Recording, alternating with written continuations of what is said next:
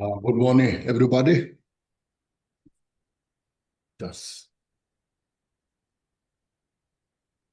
relax yourself physically, mentally.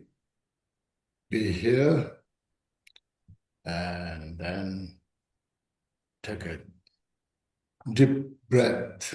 Inhale, and all your stress all just express out physically, both physically and mentally. Please inhale fully.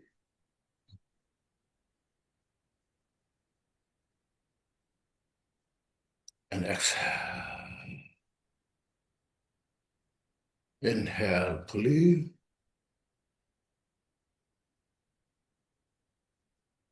Exhale. Inhale fully.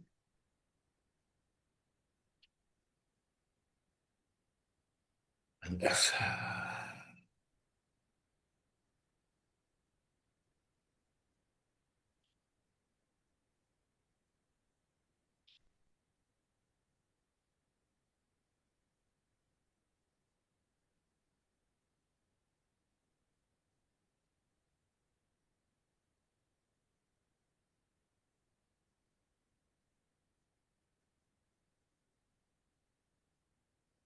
Okay.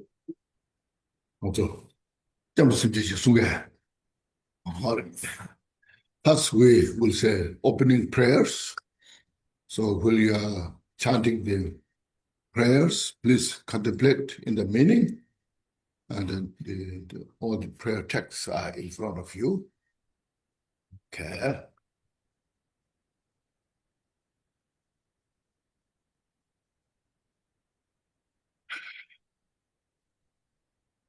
You don't want to see the whole. Hold.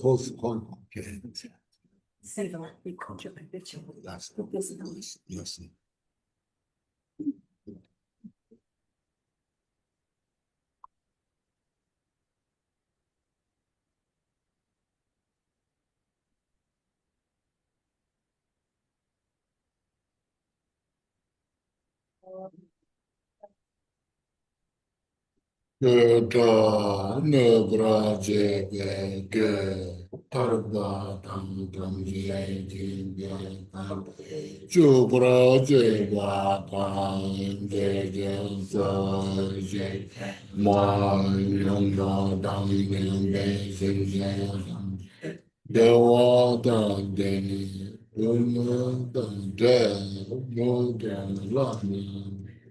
Yonder by Zobe, Dobra, Jan, Jebeda, Nobra, Jebe, Doji, Braji, Badan, Jebe, Jebe,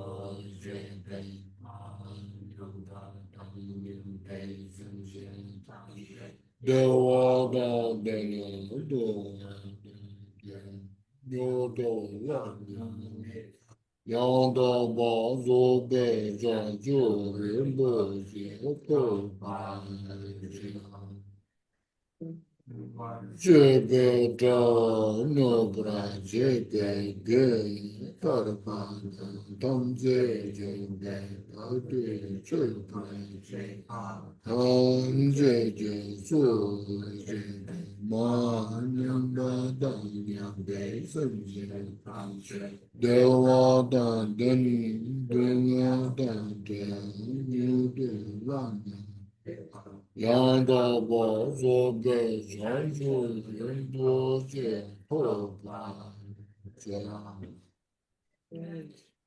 上摩揭揭布拉德罗玛耶僧别瓦拉库，摩西约布拉德罗玛耶僧别瓦拉库。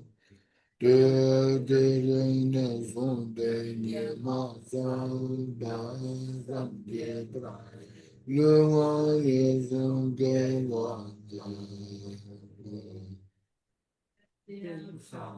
当居布拉杰给当得拉玛当巴娘来干事情，也他妈进布拉杰拉索能来干事情，上街正对对能来干事情，当北去能来干事情。他被定定能来讲说情，感觉去就说没错，也许就承担担把能来讲说情。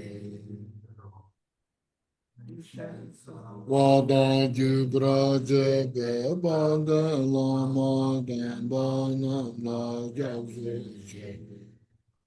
也当听不见老早那么讲说情，上街中间的那么讲说情，台北去那么讲说情，台北变得那么讲说情。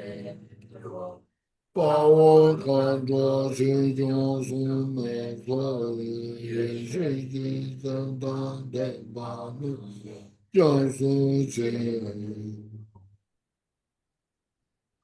当局不拉这被绑的老毛蛋把娘来讲述情。所有经过见了所有老讲述情。从前从前的那么件事情，从前去那么件事情，我别人就那么件事情，把我看着这种是没错，也是真正的老件事情。世界上上天难来的事情，却能在就先把也。后来的些教训去，却他们给的事情，很多不明白，常说是给老板了，给本身也。也行到了变成的，常说分裂的意思，也是多年了吧了，也百姓都了吧的，应不如去去不如，从前能够这世界，就当长久三百年。后来这些就是接他们给这些，唱出多年结巴拉，唱出现在了巴拉，得到人间的巴达尔，一线得了真正的，唱出生命的结束，这些多年了巴拉。人把心都拉白的，世界不让三界能当件事情，就当成就是把你做了这些件事情，先干你的事情，唱出童年的巴塔，产生生的那个。在人间那个道路，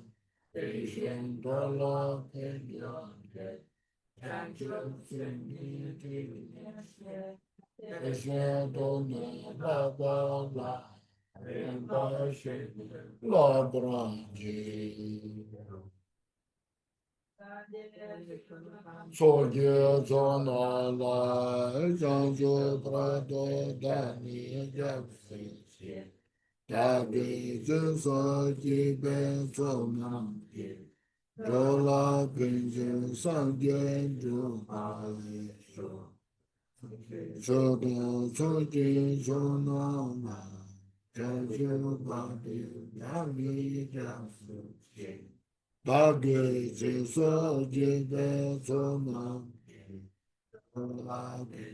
sang jian zhu pa li shu la zu jian zhou na pa zhang zhu pa de da mi da si da ge zhi so ji ben so na jian zhou la bin sang jian zhu pa li shu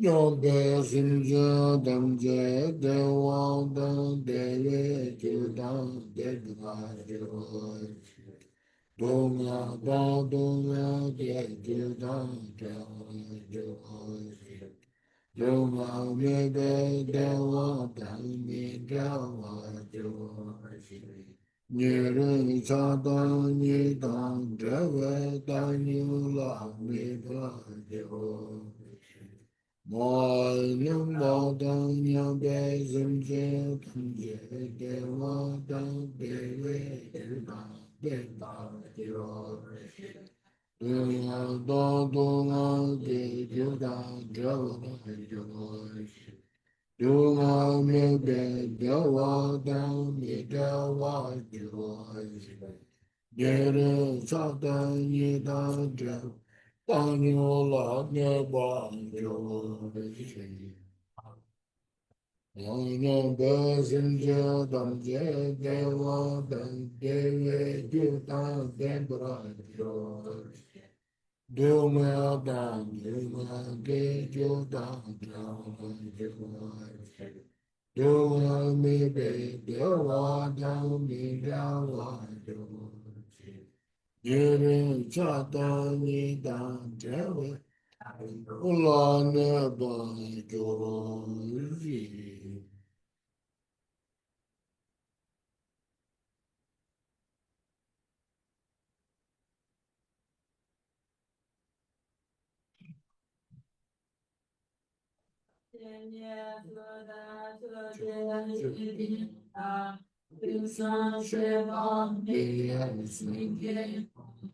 Age ma le de da dam je la. Lu dan no ye dam ye cha ye ro.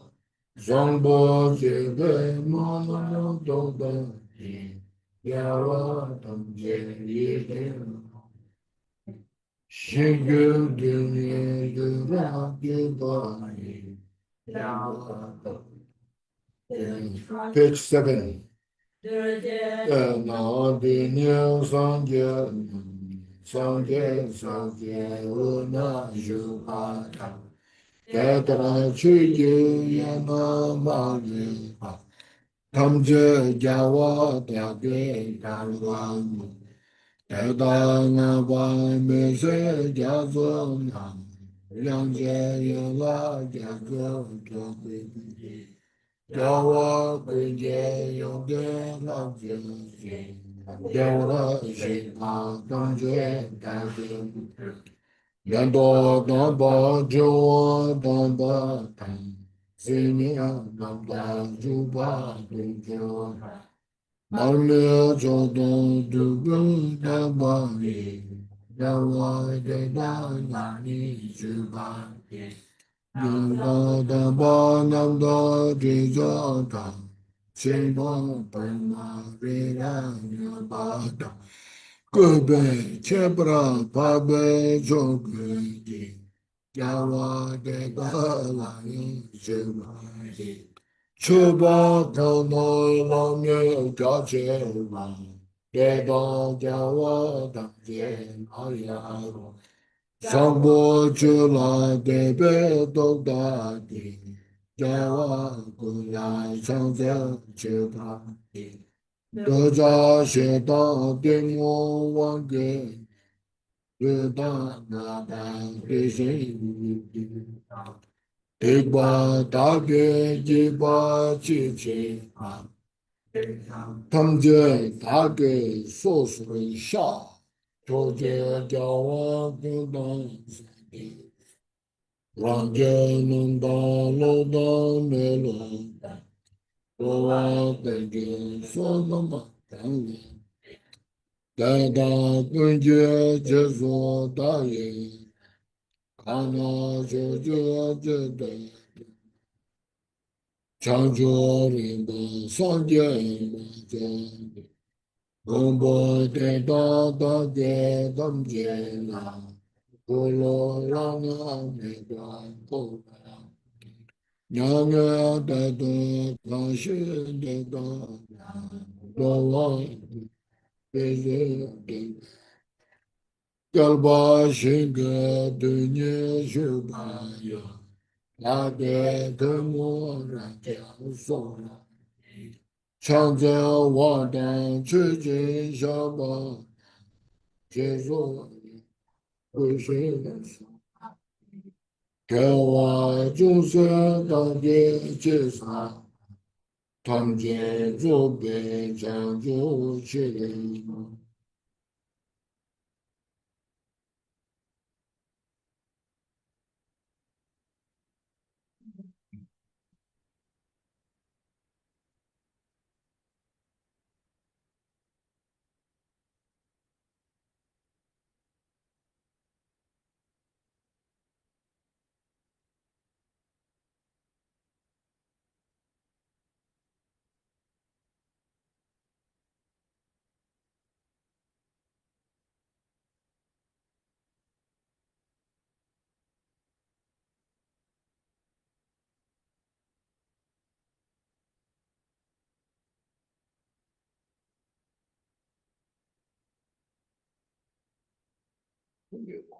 谢谢，哎呀，我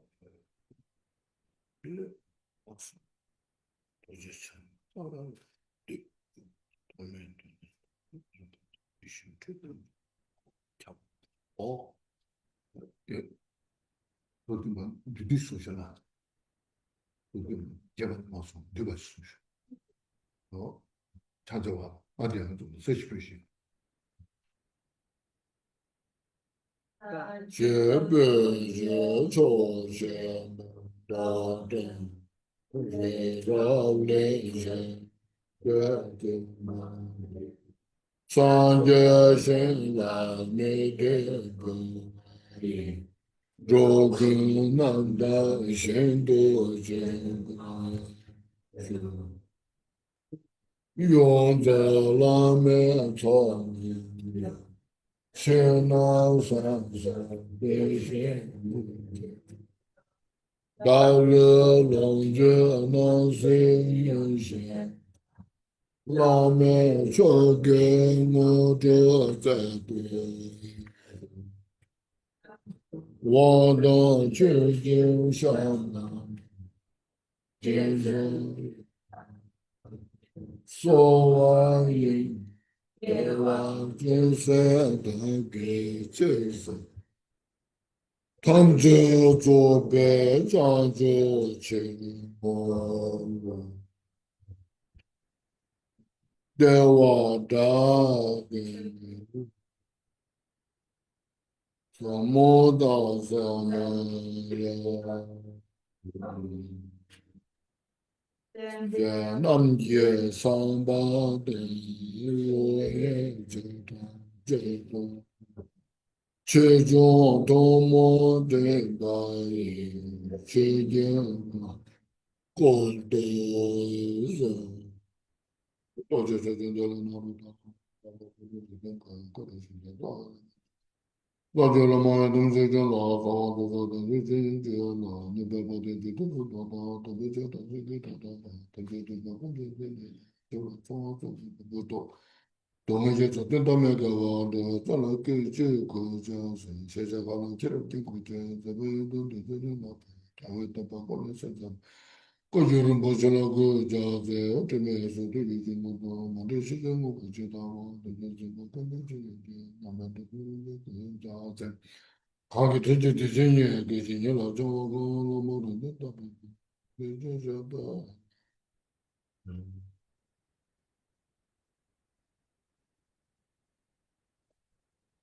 과다 제정도 제도나 되지는 모르게 봐도 또 어떤 데 담배 있잖아 그래서 본도 그렇다 담배 되지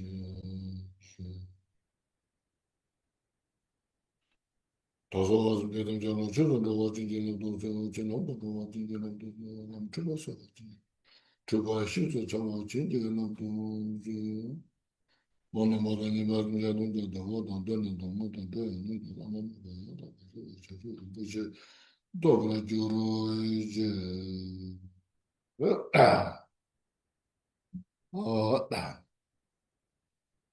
today we are here at this uh, DRIKUNG Dhamasuya uh, Center, and this 2 days, today and tomorrow, we will go through the special writings or teachings by DRIKUNG Dharmakirti, which is called the 35 pieces of heartfelt advice. So this is very precious. First, we should acknowledge this. It's not just being a Buddhist, as I usually mention. This is being reality nature. We all desire for peace and happiness. That's the universal. And we all desire to free from suffering. There's no question about that. Having said that, it's all as you see, doesn't happen just by saying some prayers. May I be happy. May I free from suffering. We say those prayers, but doesn't happen in that moment. Since that does not happen, we have to engage the cause for peace and happiness. We have to engage for the cause to free from the suffering. So in all fields, reality, nature, So depending to the individual's ability, mental power, and they go through different topics, different subjects. As I usually say, just reminding, the business people, they involve business the way, economics the way, how to bring happiness in the world, in the individual's life. And this is the way how to free from all the suffering, undesirable conditions. And then as a country, many are involved in the politics, the policy making is the way how to get rid of all the cause of suffering and can bring together all the cause for peace, happiness in the individuals in the country or the world. Then science, as you see, in the modern times, science is very important. Within that, the science is the reason that which empirically investigate through many way so that can solve all the problems. It's all about those things you see. As well, there's many people, millions and billions of people believe different religion. The religion is the way to bring peace, happiness. And there are also many who don't believe religion.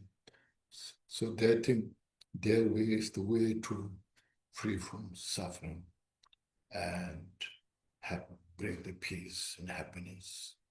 So there's so many things, especially depends on the individuals, or we should say inclination, individuals' way of thinking, way of understanding. All the education systems are developed also that the ignorance is the root cause of all the problems. So that's where they develop all the schools. When they go to school, let the children learn. Before there was a school, elementary school, college. Then slowly, you see universities, and then slowly, there's kindergartens. Now there are also pre-kindergartens, you see. As soon as the child can walk, and they're sent to, a different group. See, just all to learn, to give some educations so that their life is better off, make better life more happy, bringing. This you see. So you see, as accordingly, the Buddha's teaching is educational. But usually I describe or introduce, see, before Buddha became Buddha, he was called Siddhartha. And his father was a successful man, Shuddhodana, very powerful. And because of being successful, powerful, and he has a small kingdom in the Himalayas. So Siddhartha was the only his son. So Siddhartha got excellent opportunity to go to school, educate everything, whatever exists at that time.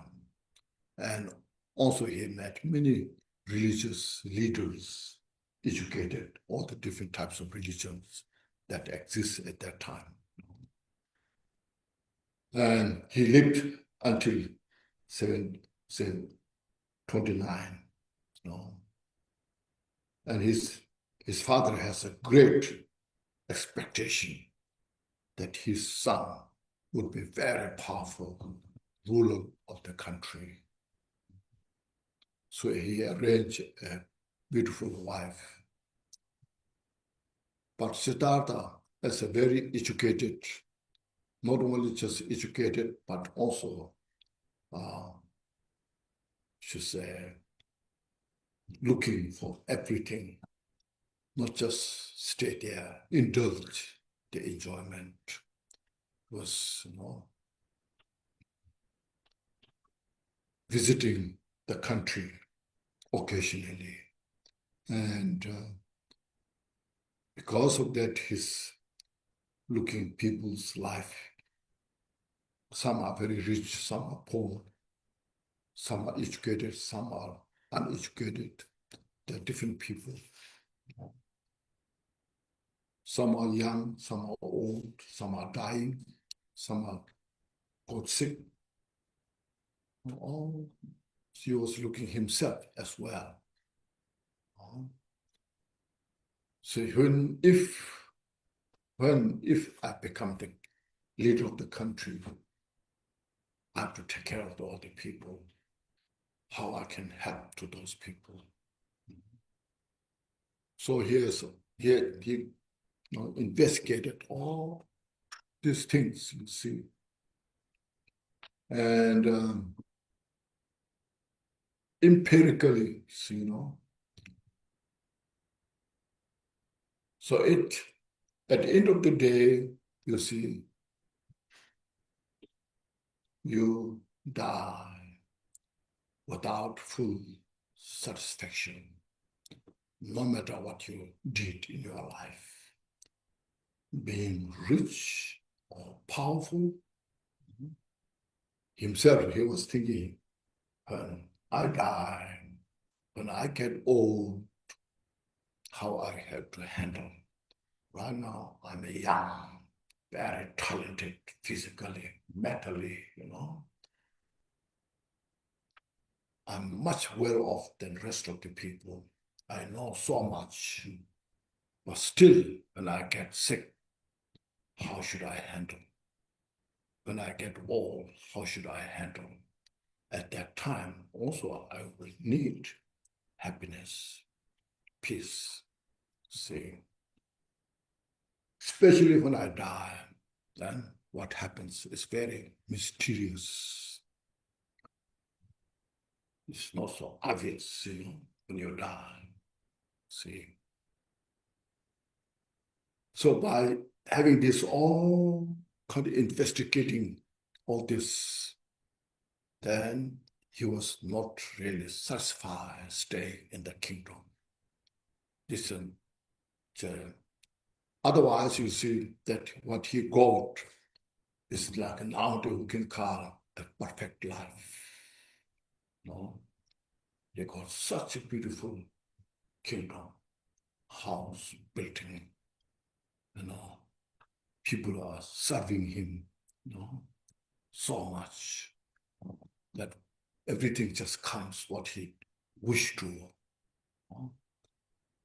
But he said, this is not the solution because this is impermanent. It changed.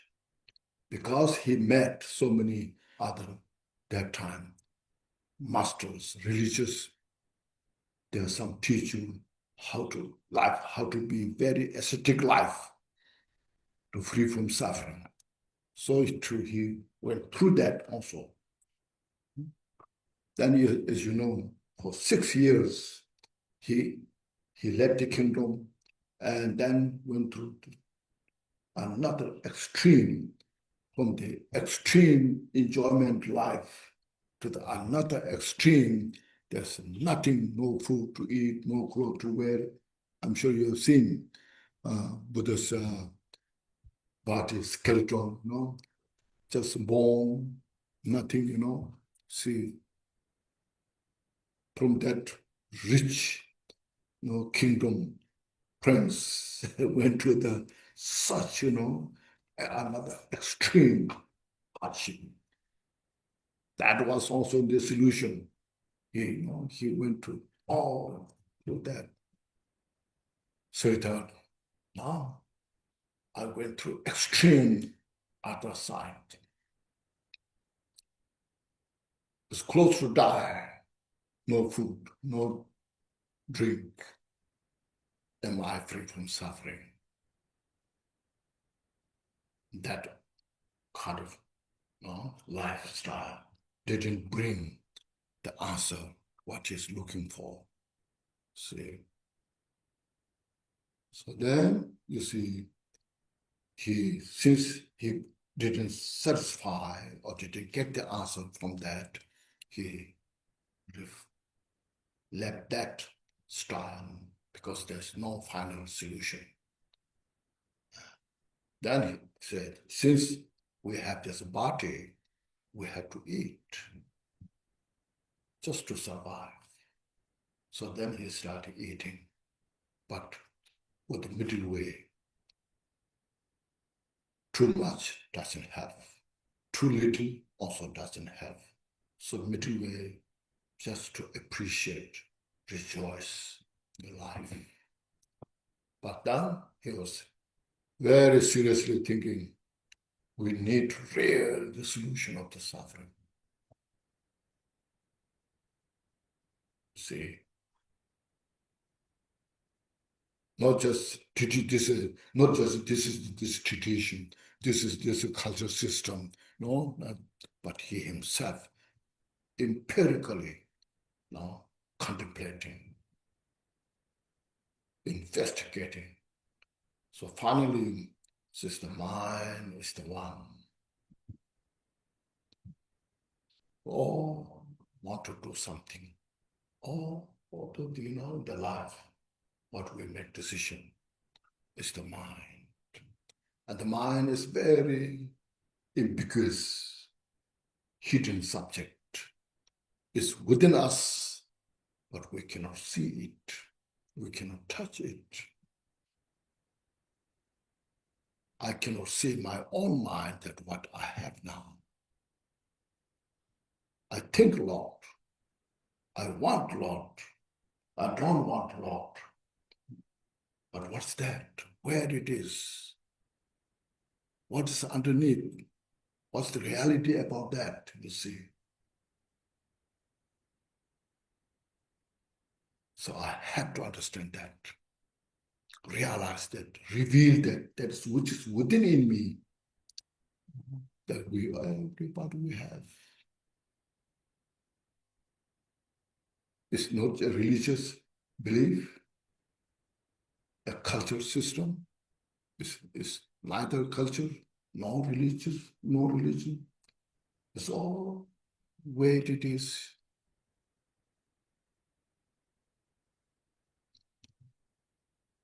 What's within that is I want peace and happiness. What's that? I don't want the suffering. What's that?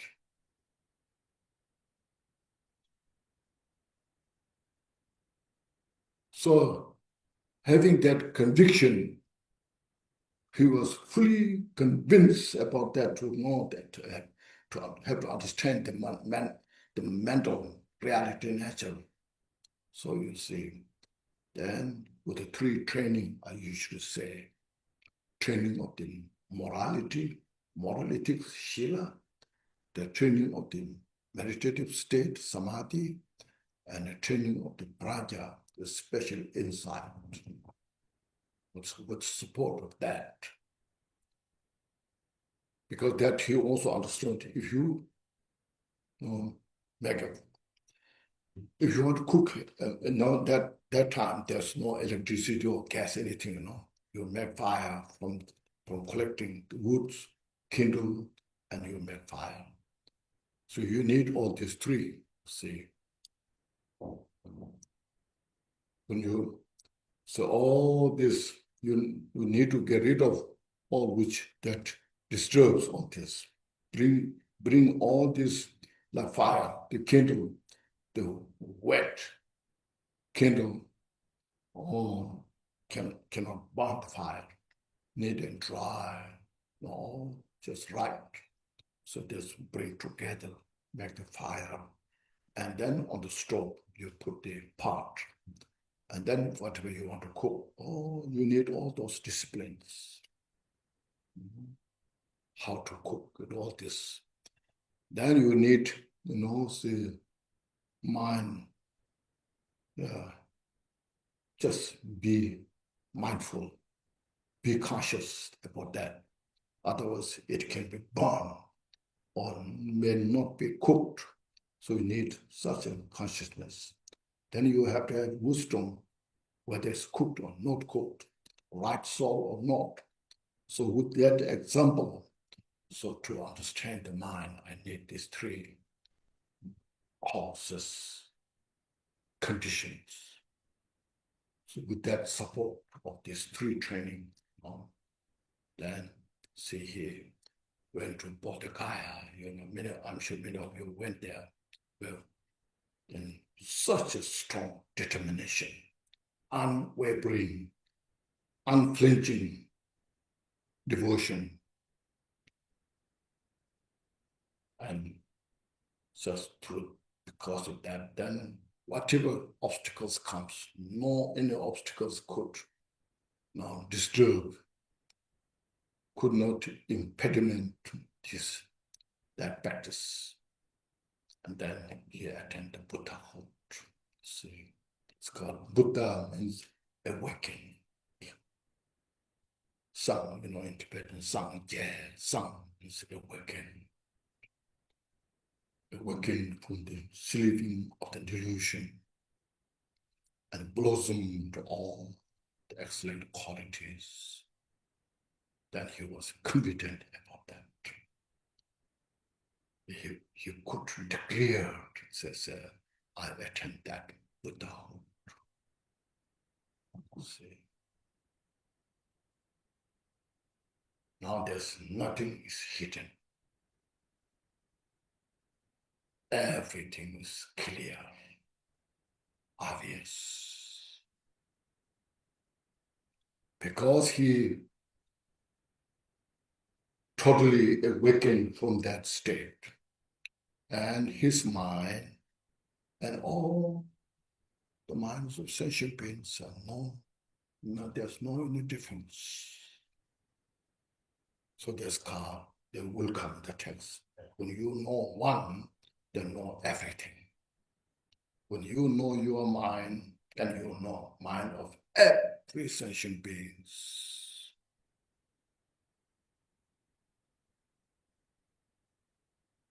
So he himself fully awakened means free from all the suffering and total peace and happiness is within him. Right now, we are looking for peace and happiness from outside, but you can find within him.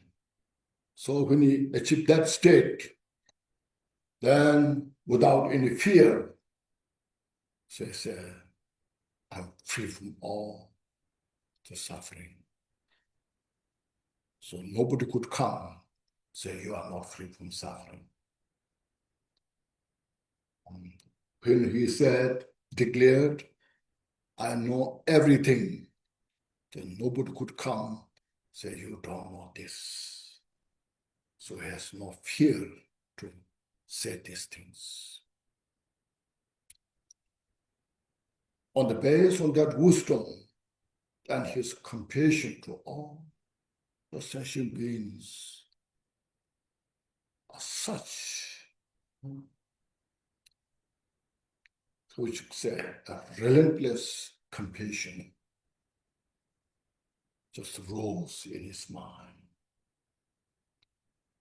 They all are like me, one desperate to free from suffering, then desperate to achieve peace and happiness. But because of this delusion that we have, doesn't allow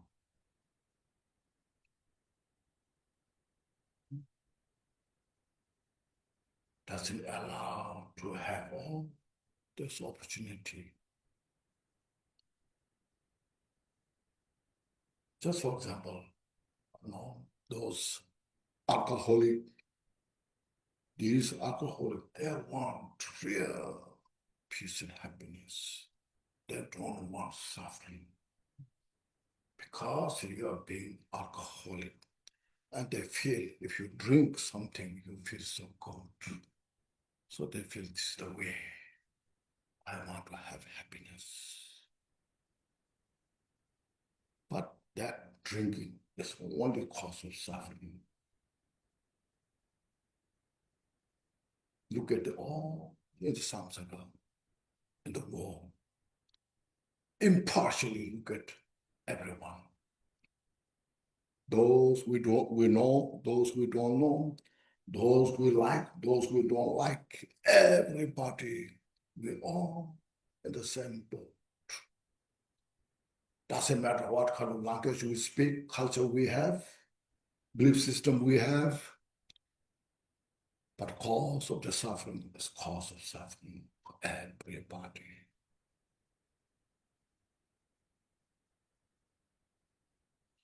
So because of that explanation is such great indomitable compassion now manifest from that wisdom. And then he started giving teaching. When he was started giving teaching, you see, so I know everybody's desire to free from suffering. Well, there's a cause of suffering. But he said, you see, I cannot wash your cause of suffering by the water. I cannot take away all your suffering by my hand. Say, touch your head and say, now your suffering is gone. Neither I cannot give you my realization of enlightenment, the awakened mind, because you have the mind. But what I can do is I can teach you these all methods, the suffering, cause of suffering, then how to get rid of the suffering. But you have to make effort. So he taught the interdependence, you see. Everything is interdependent. Nothing functions not independently. Everyone depends on something. It's very clear, you know. Interdependent in Sanskrit, Pratita Bhata Samudra. It's very profound.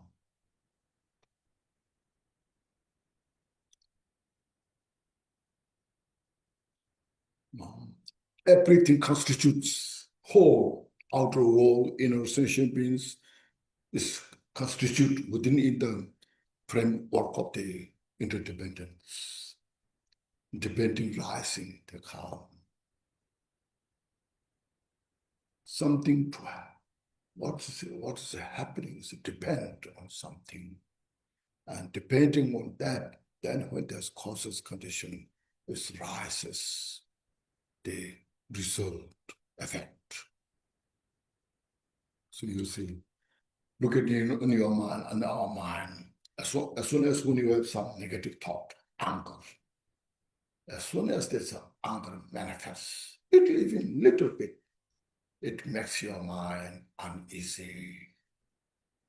See, when something going wrong and you're upset, at that moment, that is the condition, but because of the condition gives some anger, upset, feeling not good, that brings to some mental uneasiness, not feeling well, mentally, physically, you see. When you have some sense of compassion to somebody else, at that time, you feel your mind is ease, peace. You see, it's called interdependent. There's so many causes and conditions on that interdependence.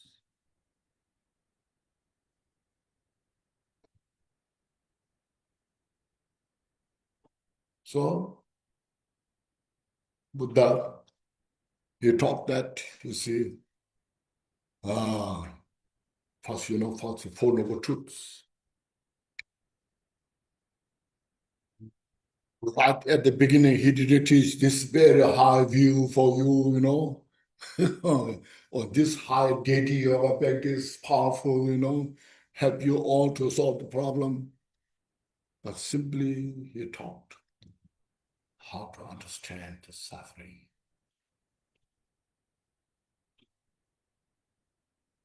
But foundation, you should know the suffering.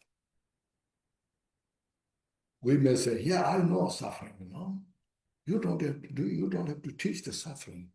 I'm here, how to free from suffering. I know the suffering, But you should go through. There's more that we don't understand. Look, if you read the Jewel Ornament Liberation in that book, in the section of the suffering, you see, now, condition of suffering of change, and suffering of suffering, you see. We know the suffering of suffering. See. As I mentioned, when we get a headache, not feeling well, we don't get what we want, something were happening which, which we don't want.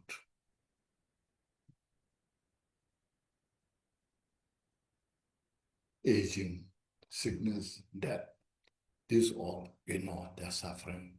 They say, I want to get out of this, I know the suffering, but we don't know deeper suffering of change.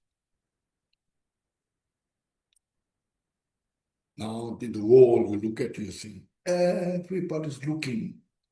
There's, the politics, the business estimation, doing something to achieve the suffering of change.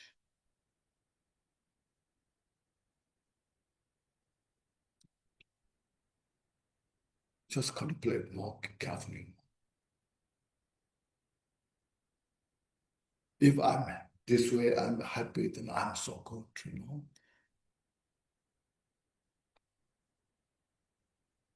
Just suffering of change.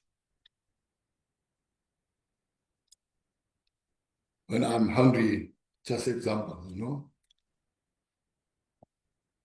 I'm really hungry, say, no, this is suffering, To get out of that suffering, what we're looking for, some dish, whether you cook or you go to a restaurant. So today's a group of people who are really suffering now. I'm big because I'm hungry. I didn't have good breakfast this morning. We have to go to a better restaurant and choose a good restaurant. And then you order a plate. Every bite you enjoy, you feel so good. So we're all looking for that, But then you get the first plate because you enjoy so much. You say, let's order the second one.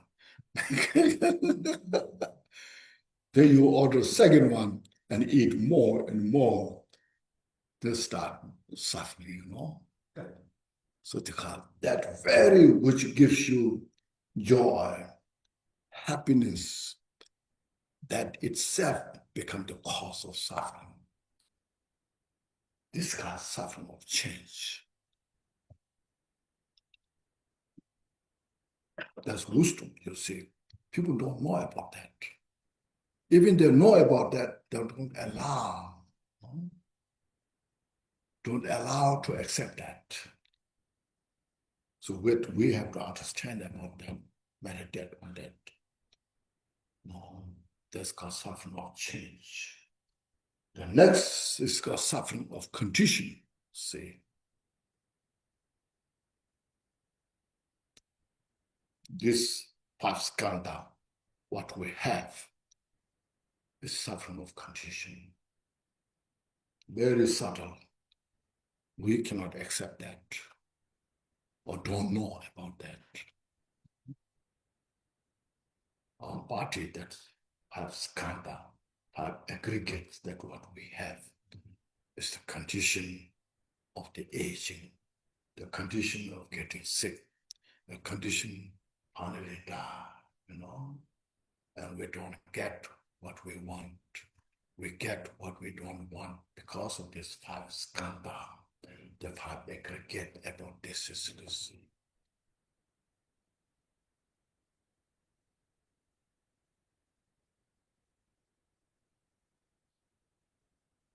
So Buddha talked very detailed about these things. Metta, Tongya, Tong, Tame, this is very impermanent. This is a state of suffering. This has no self.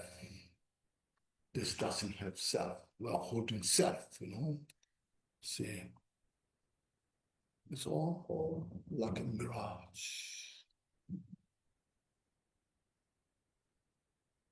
When I say these things, maybe we don't like it. He makes our life miserable or negative, and it's not that, But if we can understand that, if we can practice that, then real peace, joy, happiness can bring from that. You can see that because it's reality. Then what's the cause of that? Buddha said, should understand the suffering at the avoid the cause of suffering. Cause of suffering is these three portions, mental portion, the ignorance, attachment, aversion. When they exist within us, then we create the karma. From this mental affliction and the karma, then brings the cause in the world, individually and at large, universally.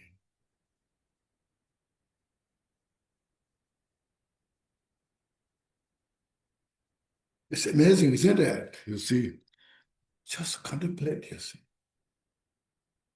It's mentioned Buddha, who achieved enlightenment in Bodhgaya. And that area, he taught this Dharma, that area. Over 2,000, about 600 years ago, taught those teachings. What are the causes of suffering? What are the causes for peace and happiness? And in this 21st century, still so fresh. We are having a hard time to understand and hard time to practice.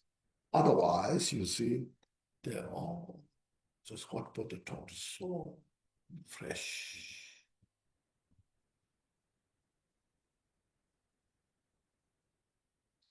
So during this whole, how much things changed? Belief system, culture, way of living, how much things have changed, you see, you can imagine. But the cause of suffering and cause for peace and happiness, what Buddha taught, has never changed. If we have more, the mind, the deeper mind we have, then, see, empirically investigate, go through, reflect. So to do this, there are three things you see. Hearing means studying, reading, listening, studying, all this, what are they? And next, contemplation, investigate. And then third, put into practice. Your hearing, contemplation can give you some understanding, not all. Your real understanding will come through the practice. When you put into practice, meditate then you see, yes, it makes sense.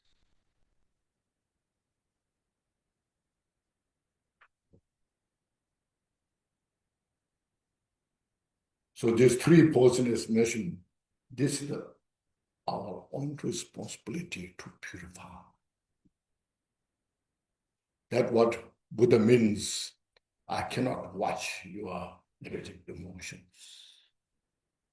So Buddha comes here, bring a vase, pour on your head, So I will wash all your delusions. that doesn't happen, But Buddha will teach you about that. And we have the responsibility how to do that. And when we could do this, then you see, you really appreciate. In the absence of these three portions in the mind, real kind of fearless types of peace and happiness will experience. That's the definite.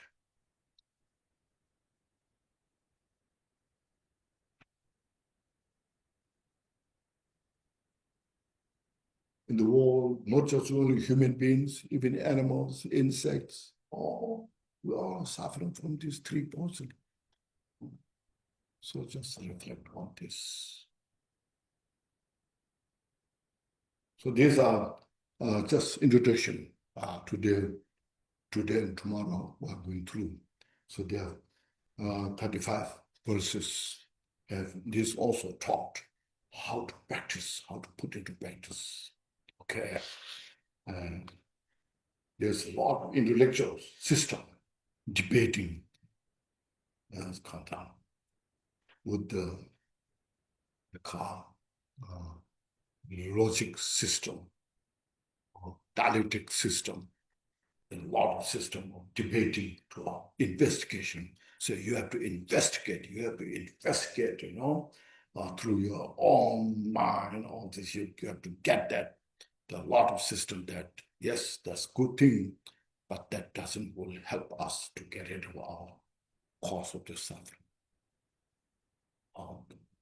Only we can get opportunity the peace and happiness when we take care of these cause of sufferings are meant to not exist. It's all this kind of illusion which will come true. So I'll read instead of talking too much. You have the text here. The writer was also enlightened master. Okay, it's called DRIKUNG DHARMAKIRTI. He was such a great teacher. Very great teacher. He's a great scholar as well. His writing volumes, there are 15 or 16 volumes he has writing. All different texts, poem, history, and Buddhist philosophy, meditation practices, both sutra and tantra. There's one, he also wrote a Konchig text.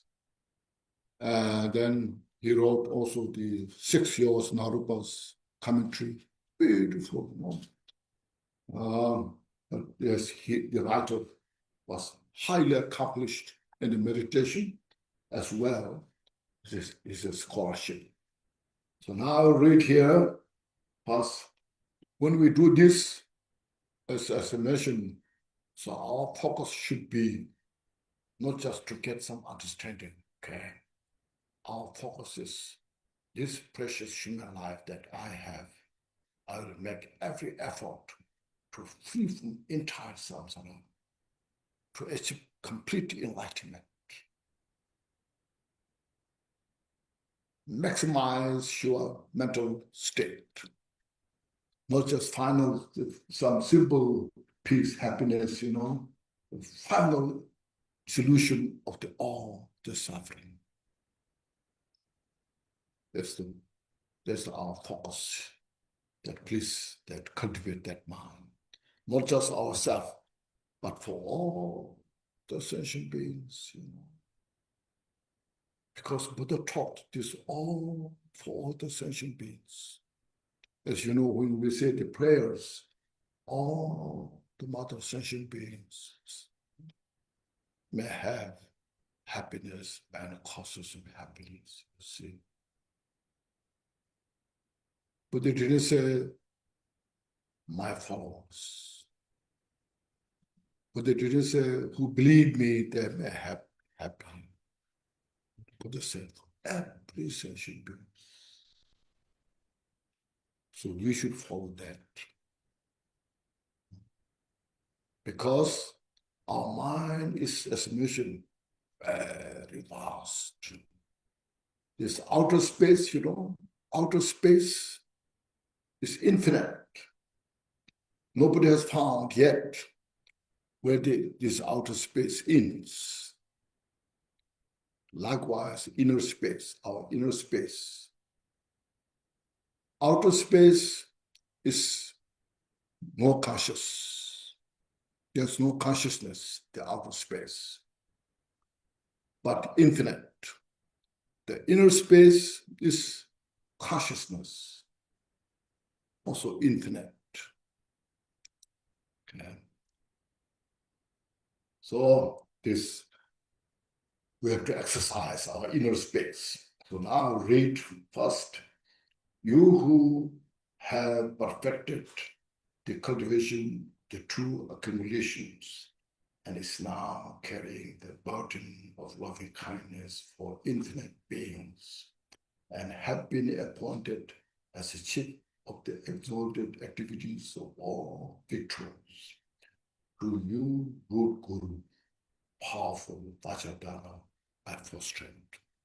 So first paying homage to his teacher, who his teacher is, you see, true accumulations. True accumulation of merit and accumulation of wisdom. That relates to the relative truth, absolute truth. Relative truth, all things that exist in the world is relative truth. Everything's related, as mentioned, interdependent. The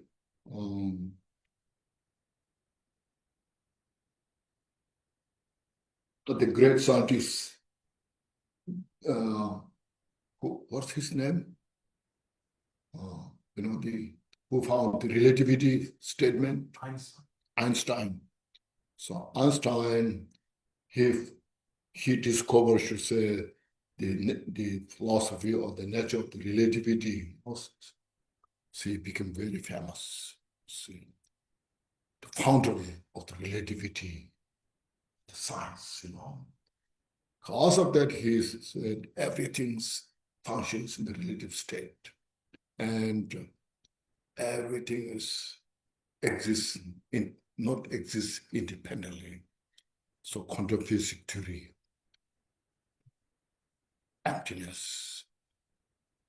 So relativity.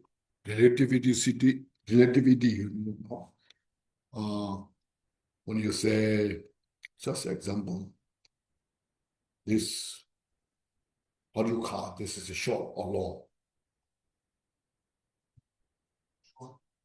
What do you say? Is it short or long?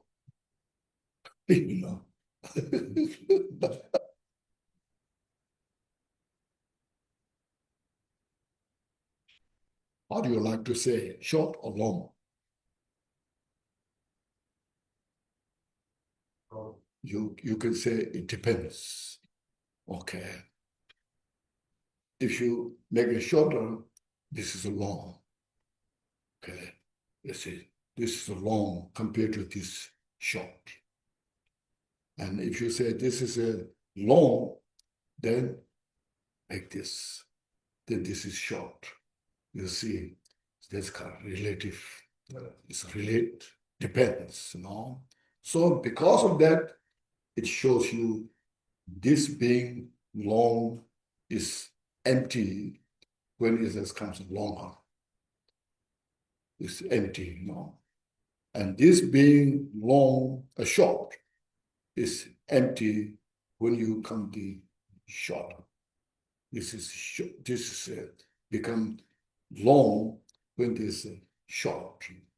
This become short when it becomes longer. You see? So that's how you can say emptiness. Doesn't mean it's not exists. Nothing exists, but there's no independent, short or long.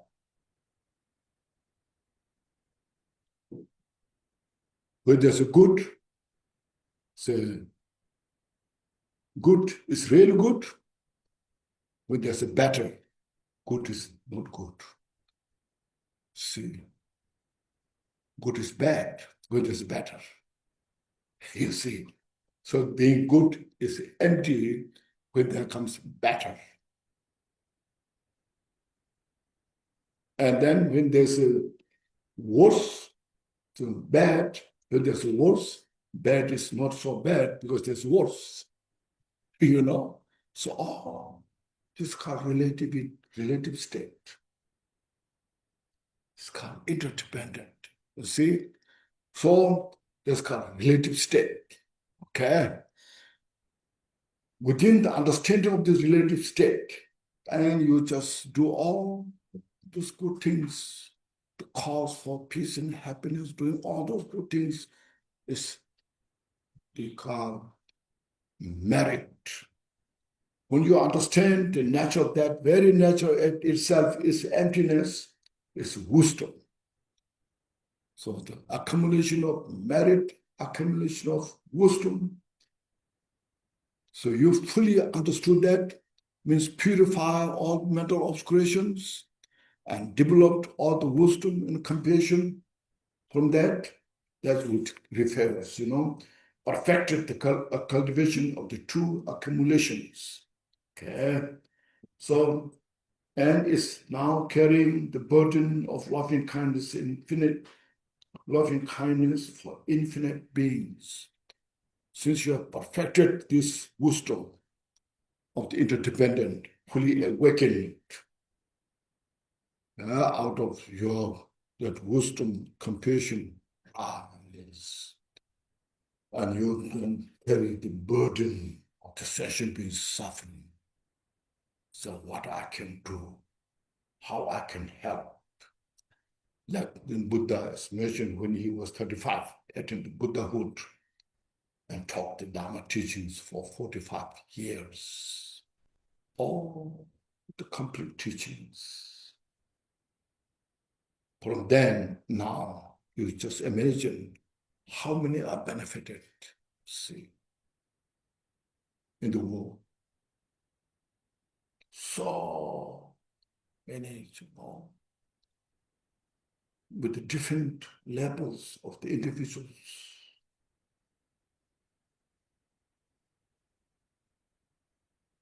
When Buddha attained the Buddhahood, he didn't say, "No, I become Buddha.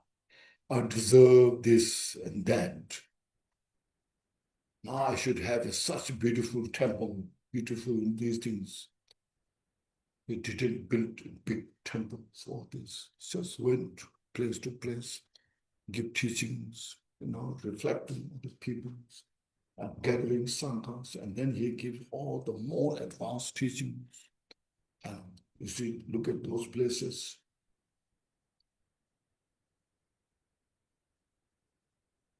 He just sat on the rocks and give teachings. Like Milarepa, Milarepa, he attained Buddhahood, but when he met Kampupa, so we'll welcome Kampupa, this great scholar, teacher. So I sit on this rock, and you, Rachel, sit on this side, and you, Shiva, sit here.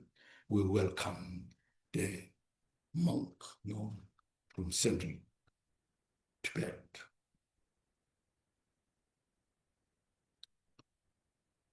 So these great teachers, they built, responsibility to share the wisdom to all sentient beings. So this like that. So see, carrying the burden of loving kindness for infinite sentient beings. So we should feel so grateful that they live their life so simple. And having been appointed as the chief of the exalted activities of all vector means carry on the activities of the Buddha benefiting sentient beings, every sentient being. It's so precious, you see. We open our eye, wisdom eye, see this and appreciate yourself.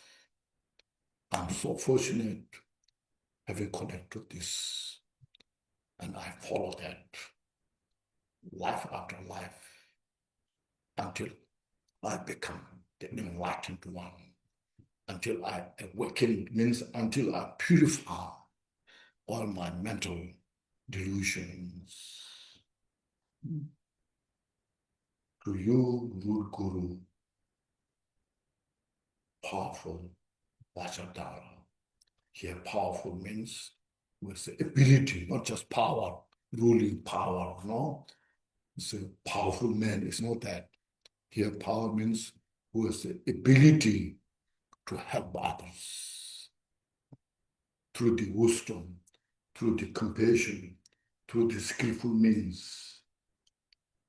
So, Vajradhara, the highest, the Buddha who achieved the Dharmakaya.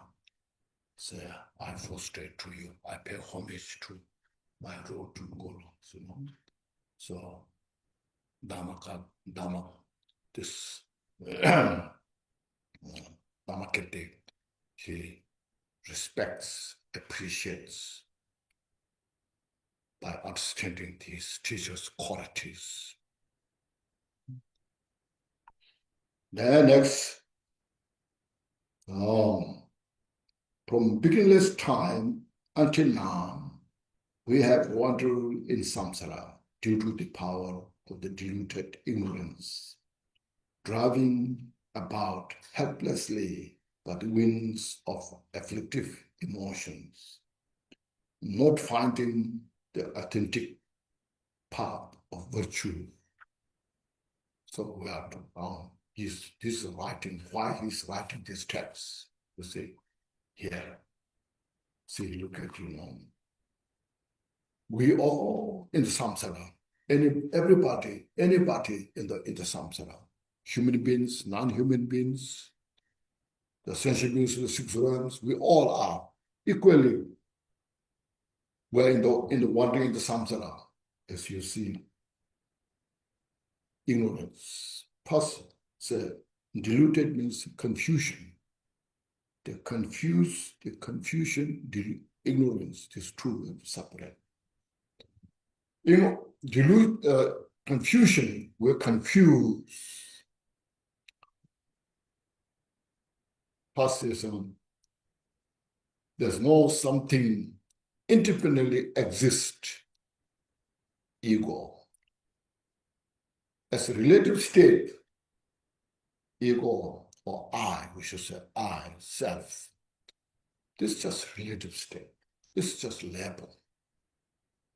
Even Buddha who enlightened, so when I teach, when I go, these followers of mine, we can use the terminology. Without that kind of relative state of the label, we cannot communicate. So you cannot say, bring the chair or sit on the chair, let's have a lunch, This is all relative state. But we have in our mind, ourself, something independent, me, something very concrete, something substantial. If somebody says something bad about you, brings the pain in your heart. See?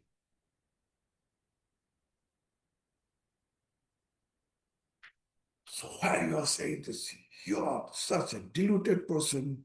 What have I done for you,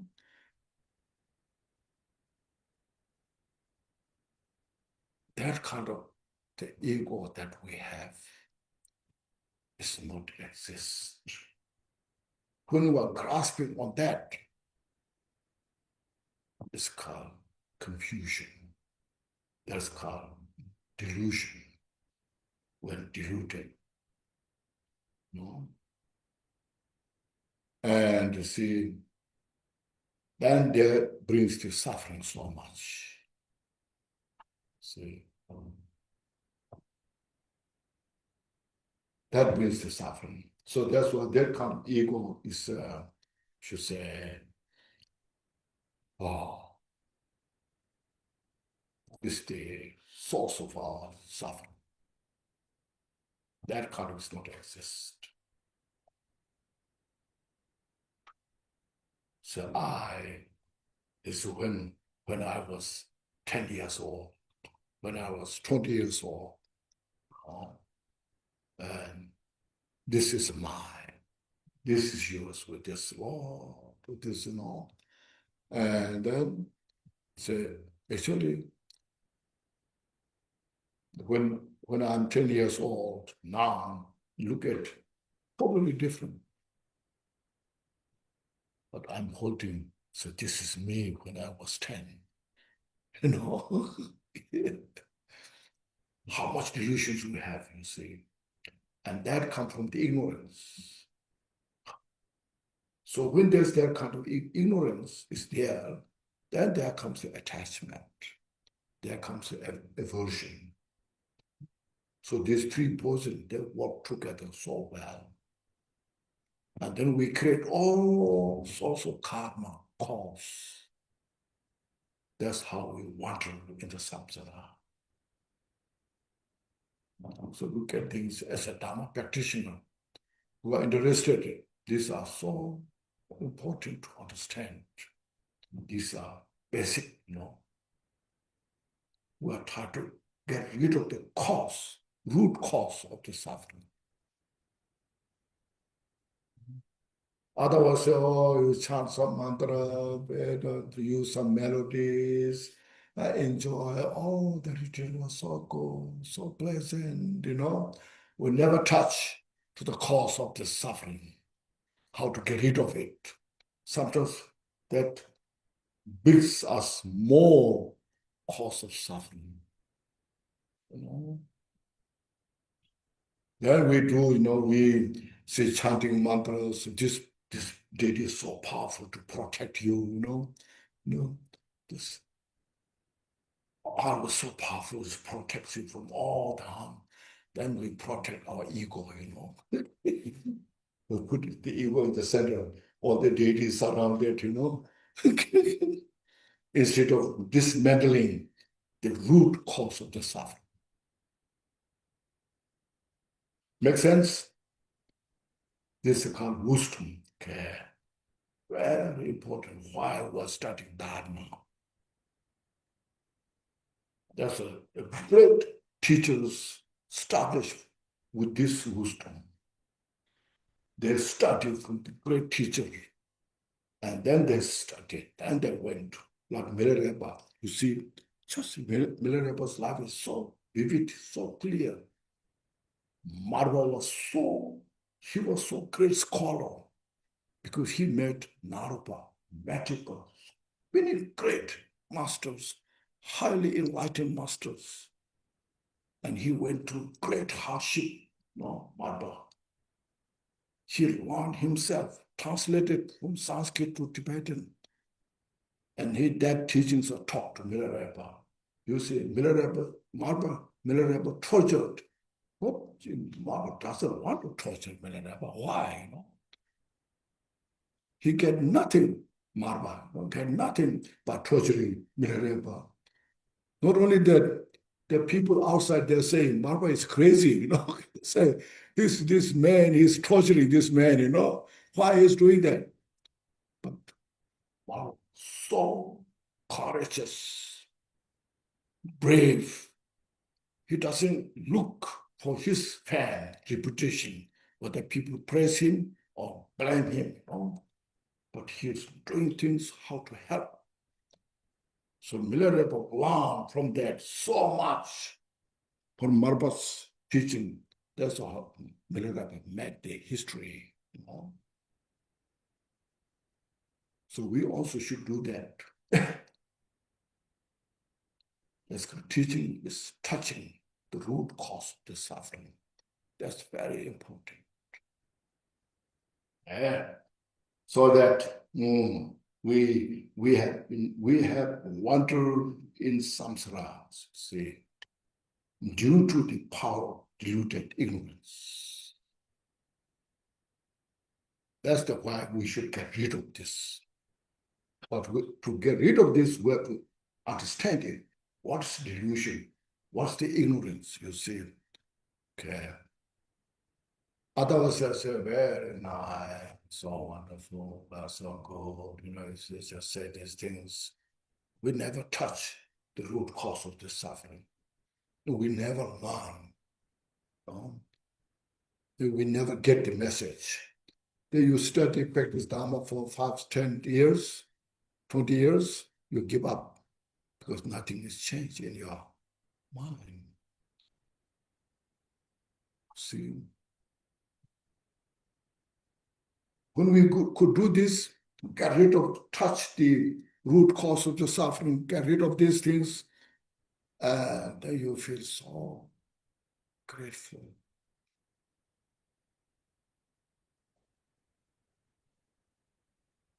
It's not easy,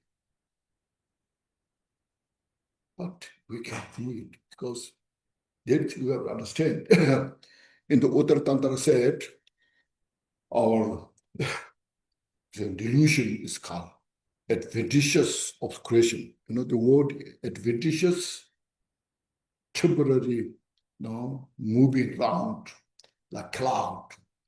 Met in Uttara Tantra, she mentioned this adventitious obscurations are like cloud.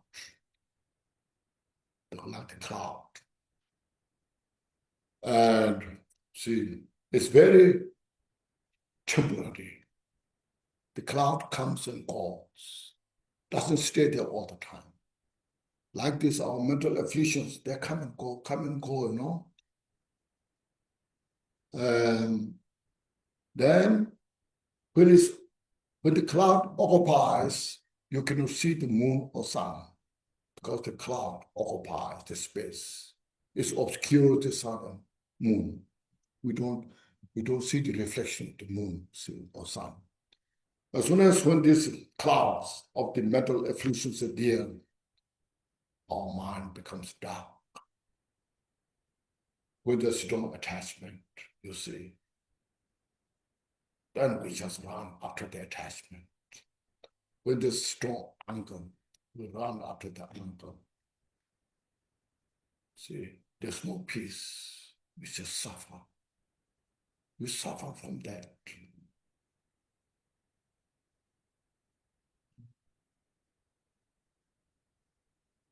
But this is very temporary. Say, the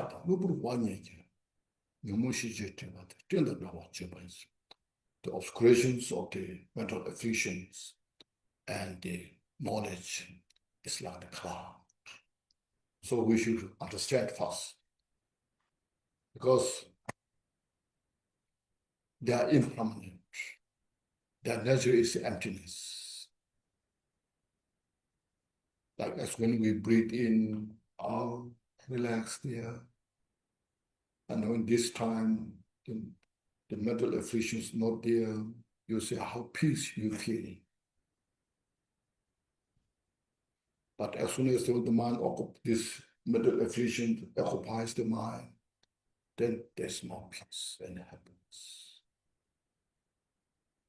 Okay.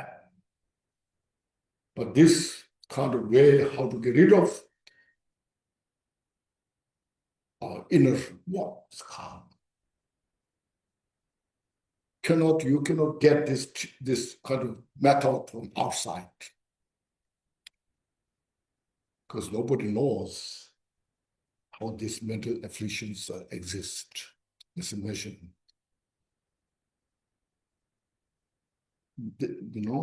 nobody knows how complicated they are. So they never touch. You see, but the teaching here, what is taught teaching, look at that.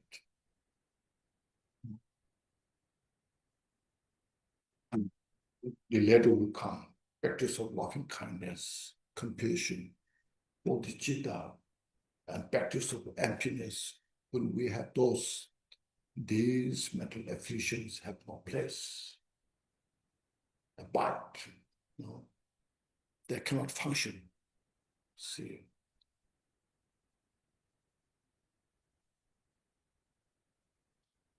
Okay, it related,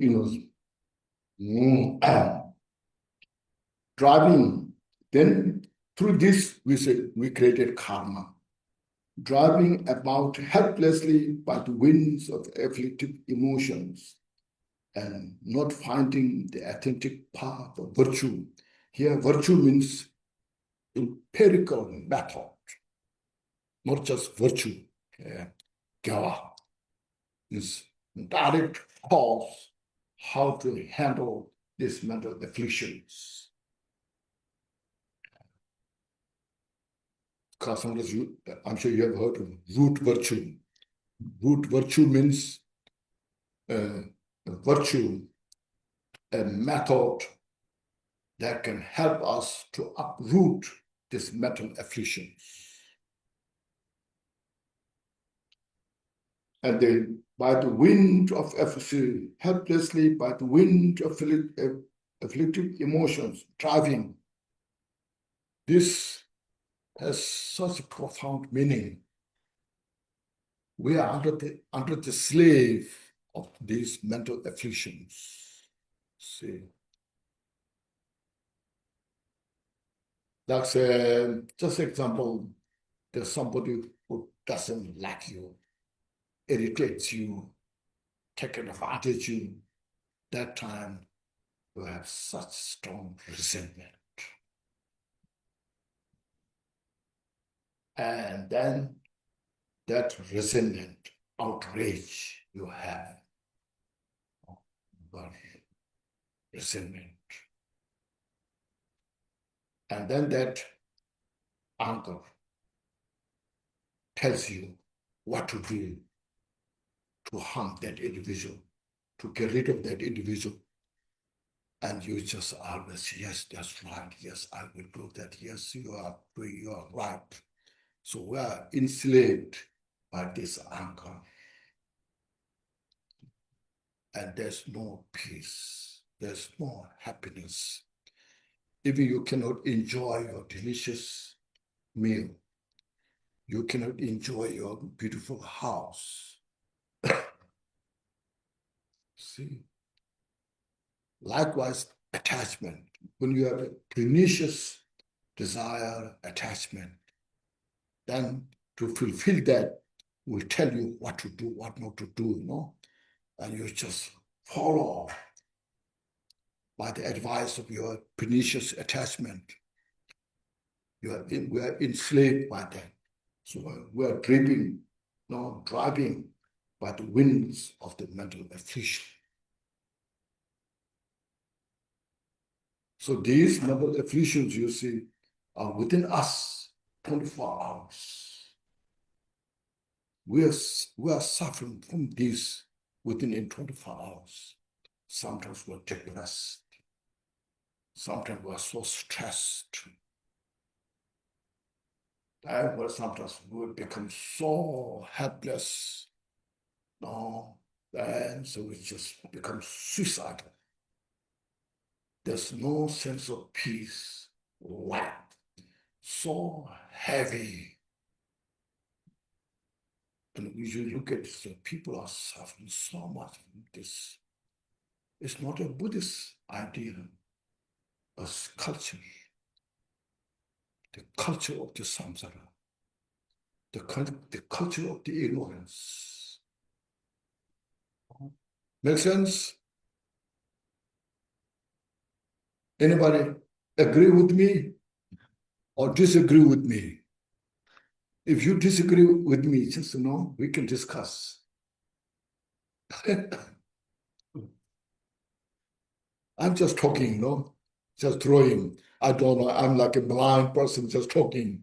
And then if you like or don't like, I don't know. If you disagree, just let me know, no? Then we can communicate. You know? We can have a dialect, you know. But here, what they say with this, you know, look at these. When these are purified or reduced, you feel so joyful. You feel so light, real, you know, spacious. When you go outside, you get the space outside. You enjoy, oh, beautiful weather. And you can smile with others.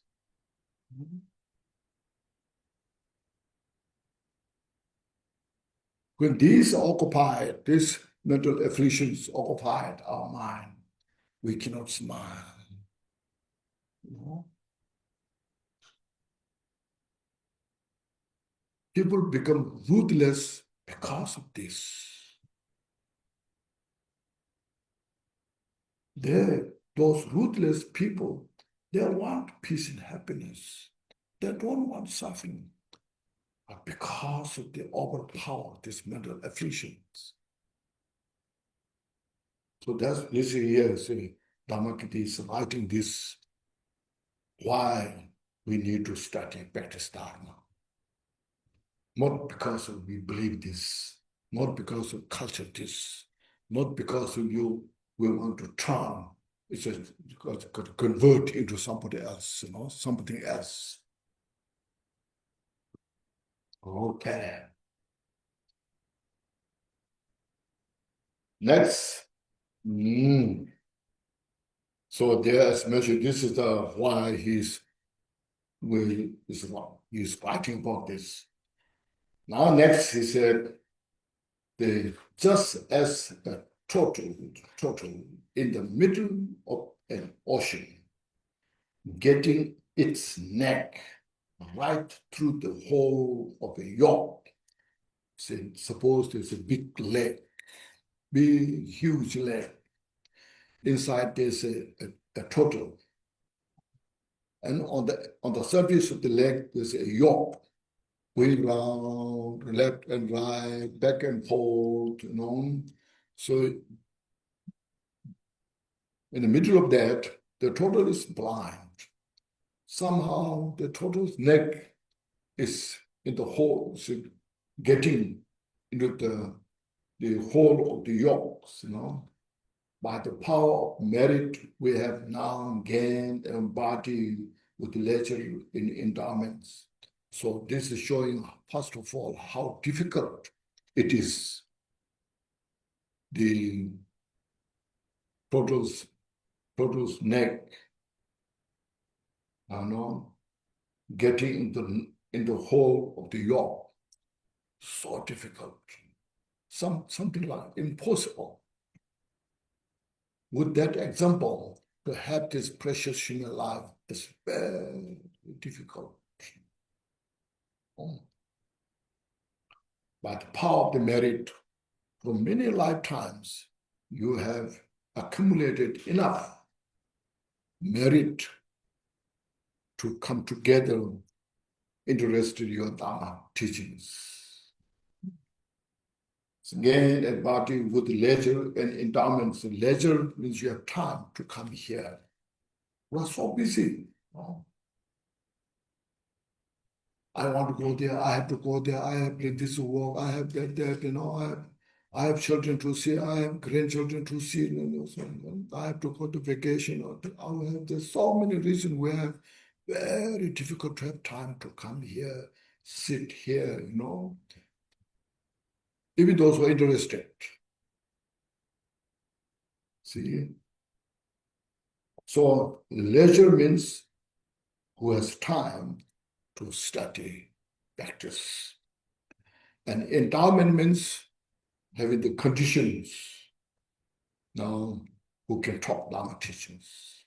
So part Buddha taught the Dharma teachings. And that Dharma teaching continues in the world. And there's a teacher, there's a place. If we don't have this kind of place, there's no place to come. So there's a place. They met this special occasion. And they invited me like me, so give talk on these things. Oh, this coming together is called endowments. So the leisure and the endowment is not easy to get together. So, do not squander it away, but the whole of its essence. So don't waste it.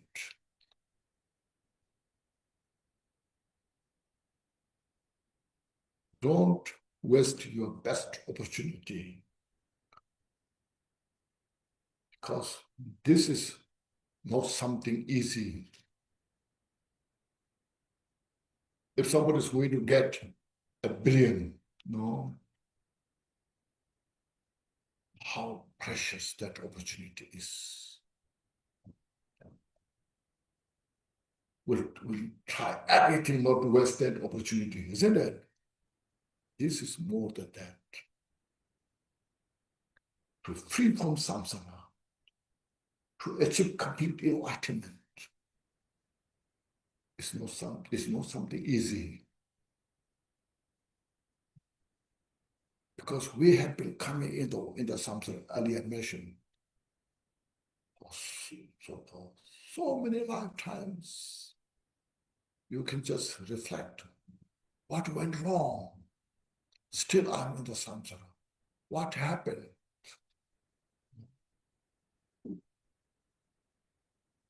So here, this precious human life, what we have, never waste it. Make it every effort to use this. No. Here you can, it's just a mission, impermanence. Reflect on the impermanence. Even though we have this precious human life, but so impermanent.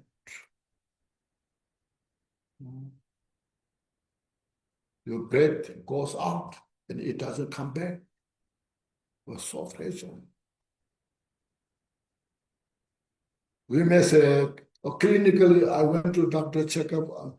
My heart is good, my kidney is good, my stomach is good. I'm okay, But that's not guarantee. So look at how life is so fragile, young or old.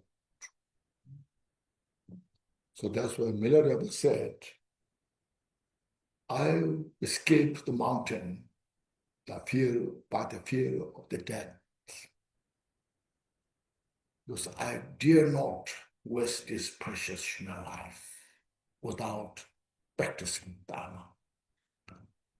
So while I'm in the mountain, I didn't stay there and say, now I'm in the mountain, I'm relaxed. But I practice persistently for 24 hours.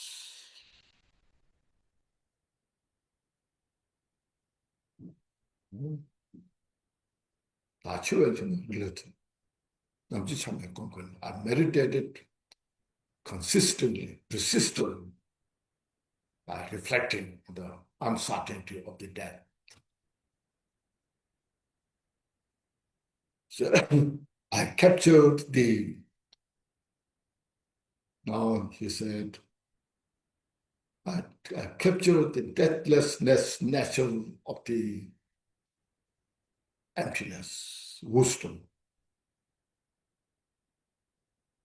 Now I'm free from all the fear of the death, if the death comes anytime. See? So this is mission, this human life, what we have, has every potential to free from samsara, to achieve enlightenment. Just say, a very smart dog, a dog which police use. Say, dog, you come here, you sit down and you practice Dharma to free from samsara. And the dog has no idea. Dog is looking at you, maybe will give a piece of bone.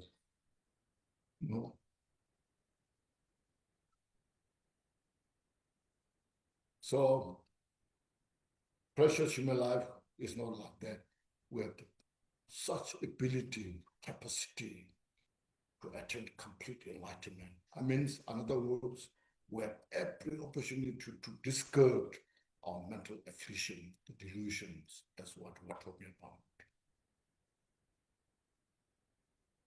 It's not something that easy because we are so habituated to mental afflictions.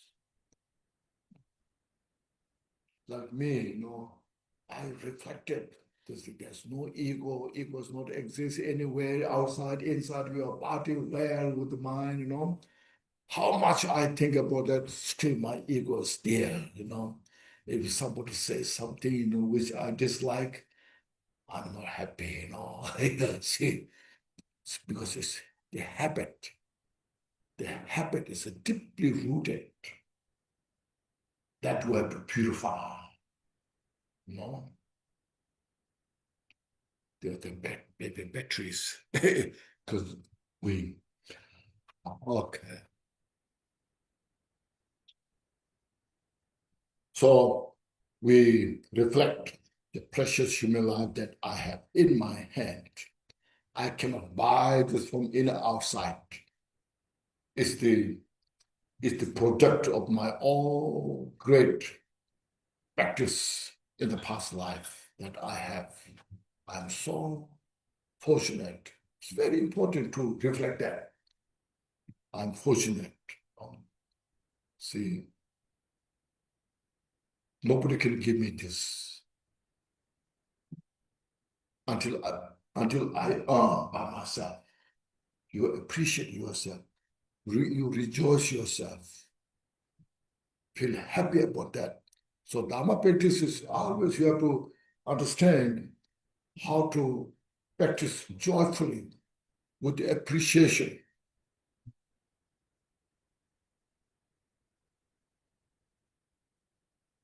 With the appreciation, we practice Dharma. Rejoice yourself. Yeah. So do not squander it away, but take hold of its essence. To take advantage of this is my heart advice. Heart advice start from here. This heart advice is means sincerely.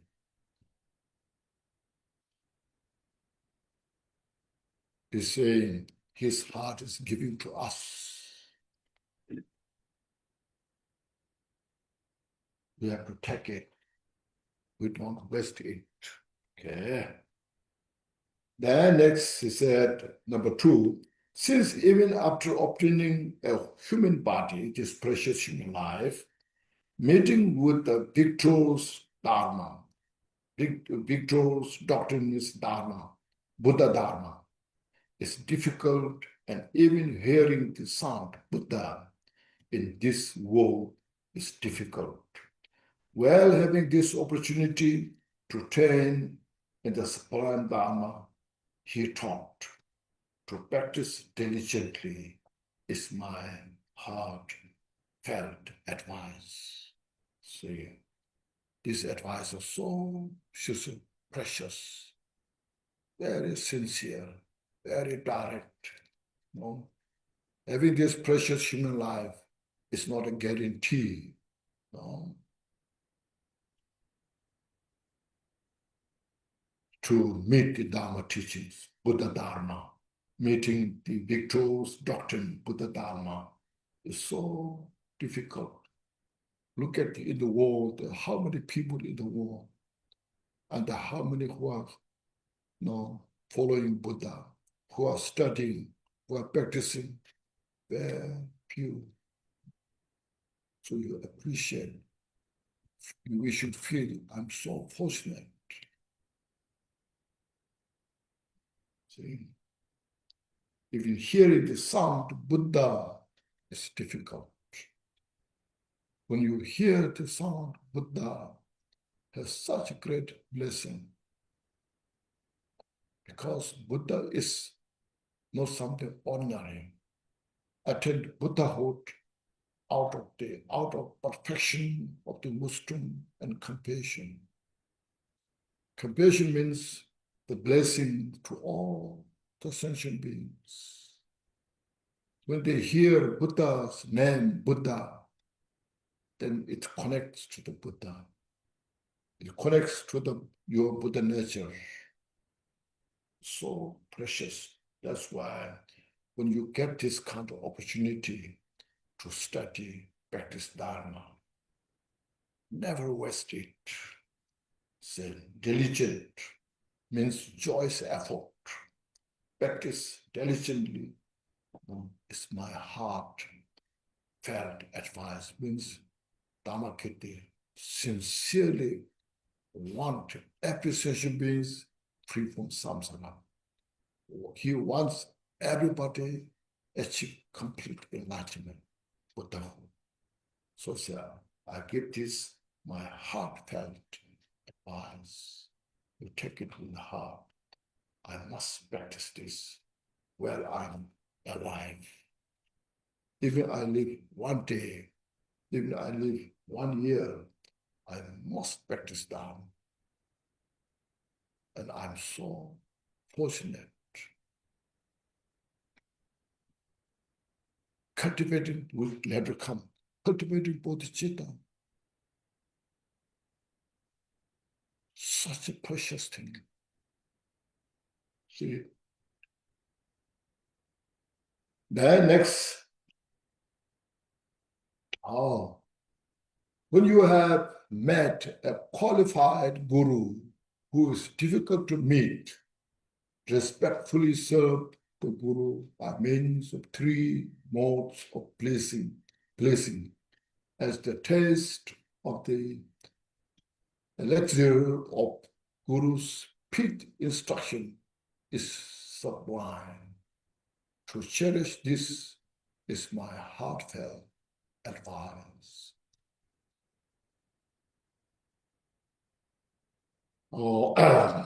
Here said, qualified guru, authentic teacher. It's very high.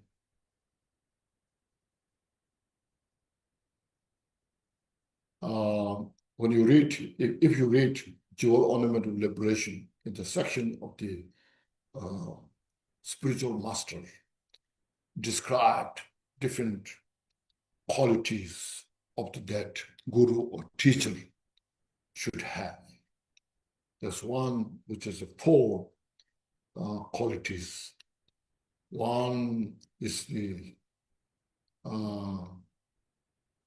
has the vast of Buddha's teaching, sutras, writings, commentaries, Buddha's teaching, and the later commentaries by like Nagarjuna, Asanka, great teachers. They're kind of vast scholarship. Then who has the ability to dispel the confusion if somebody asks the question. Cutting all the doubts. And then that individual, that guru, has a pure conduct, without any kind of say samsaric kind of development, pure conduct.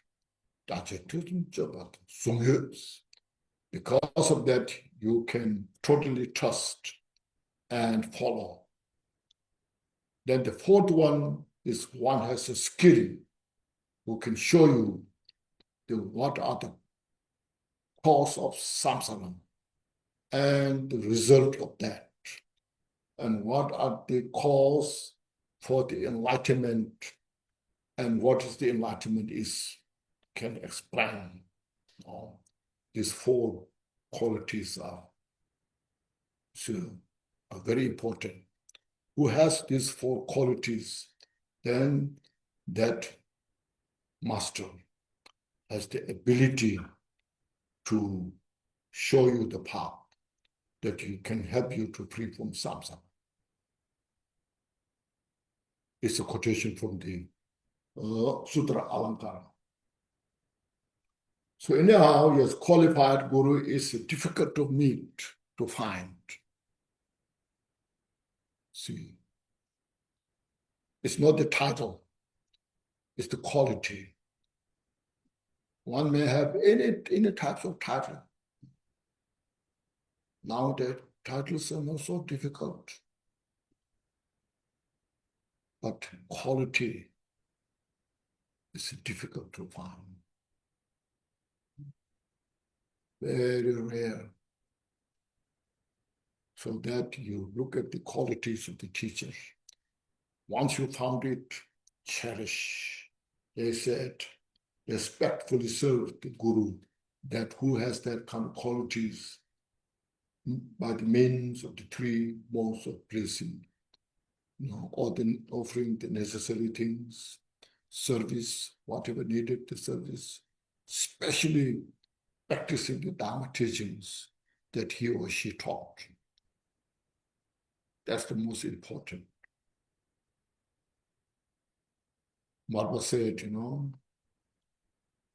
Milarepa, what if I said, he followed, he said. All what I said, he followed. That's why I gave him all the teachings.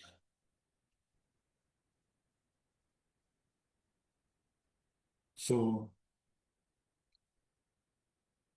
study, practicing. Practicing means, as earlier mentioned, reducing all, purifying all our mental afflictions. It's not that how much you chant the mantra, hundreds of millions of mantras. You may be done so many frustrations, or you may be done a lot of other things. But if our mental obscurations are not touched, not purified, then what's the purpose of Dharma? It didn't bring the Dharma's benefit. So we have to purify all mental obscurations. As I mentioned, more we purify our mental obscurations, then you feel so peaceful. Your eyes, you can smile. No expectations, no fears. All can come within in the mind. So, mode of pleasing, as the taste of the elixir of the Guru's pit instruction is sublime. So that teaching that Guru gave you is the pit instruction that will transform you, like the alchemy can, or the metals can turn into the gold. That teachings like bodhicitta or other practices that Guru gives you, the teacher gives you, you can transform into from the samsaric being to the enlightened being. No. The teaching you bring into the heart. All your mental negative, afflictive emotions, delusions, ignorance, just purify, release them. Totally obliterate your mental affliction by these pit instructions. Darshan is sublime. So cherish this is my heart and my advice. So cherish these pit instructions that you received. Never waste it.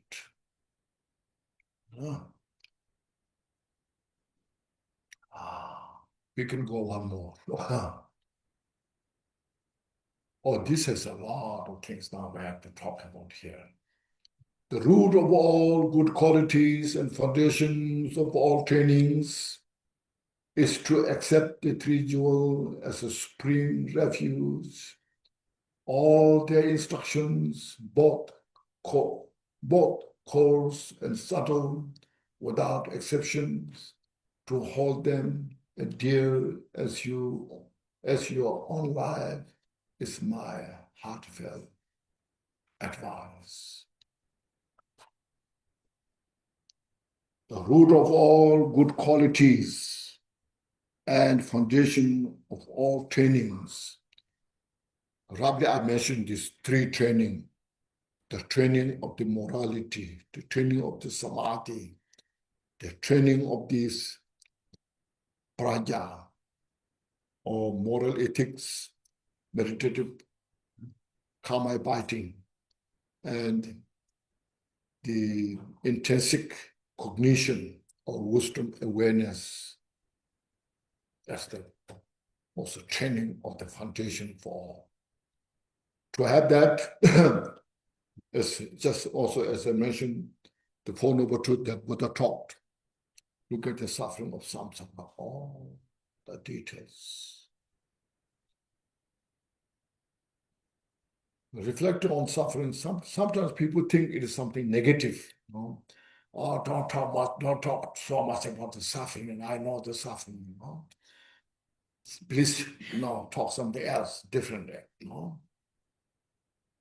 But more reflecting on the suffering of samsara, that give us great practice of compassion.